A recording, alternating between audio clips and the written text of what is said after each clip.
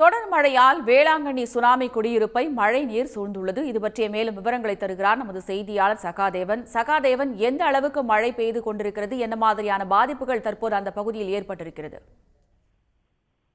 நாகப்பட்டினம் மாவட்டத்துல தொடர்ச்சியா கனமழையினுடைய தாக்கம் என்பது அதிகரித்திருந்த சூழ்நிலையில தாழ்வான பகுதிகளில் கனமழை தேங்கி வீடுகளுக்குள் மழைநீர் புகுந்திருக்கிறது. வேளாங்கண்ணியில் இருக்கக்கூடிய செபஸ்தார் நகர் பகுதியில கிட்டத்தட்ட 100க்கும் மேற்பட்ட குடும்பத்தினர் வசித்து வருகிறார்கள்.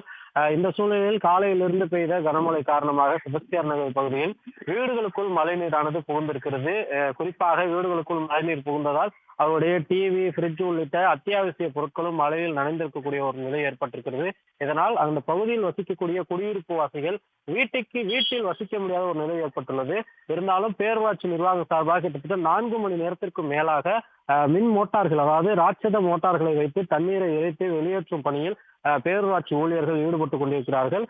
தொடர்ச்சியாக அந்த கனமழை பெய்வதால் தேங்கியிருக்கக்கூடிய மழைநீர் வடிவதில் சிக்கல் ஏற்பட்டிருக்கிறது. இருந்த போதிலும் பொதுமக்களுக்கு எந்த விதமான பாதிப்பும் ஏற்படாத வகையில் தாழ்வான பகுதிகளில் தங்கியிருக்கக்கூடிய பொதுமக்களை வேளாங்கண்ணி இருக்கக்கூடிய சமுதாய கூடங்கள், பள்ளிக்கூடங்கள் என பாதுகாப்பு முகாம்களில் தங்க வைக்கக்கூடிய முயற்சியில் பேரூராட்சி நிர்வாகத்தில் ஈடுபட்டு கொண்டிருக்கிறார்கள். செபஸ்தியார் நகர் பகுதியில் கிட்டத்தட்ட 50 வீடுகளுக்கு மேலாக அந்த மழைநீர் புகுந்திருப்பது காரணத்தினால் அவருடைய அத்தியாவசிய வீட்டு உபயோக பொருட்களானது நனைந்திருக்கிறது.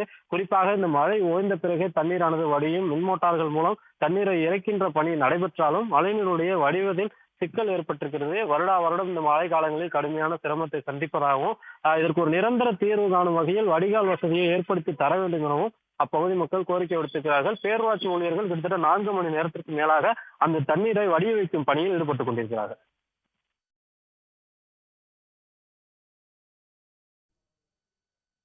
விவரங்களுக்கு நன்றி சகாதேவன்.